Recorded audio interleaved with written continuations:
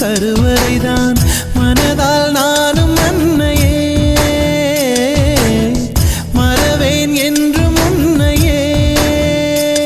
நான் பாலை வனத்தில் விதை போல் நீ பருவம் தந்த மழை போல் என் காதல் செடியில் பூவும் பூத்ததே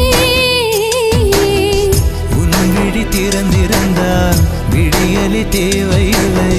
உன்னை நான் துறந்திருந்தால் உயிரது சொந்தமில்லை இத்தனையும் இனி கிடைக்குமா கிடைக்கும் கிடைக்கும் நான் கூட சொல்கிறேன் அழகே பிரம்மனிடம் மனு கொடுக்க போயிருந்தேன்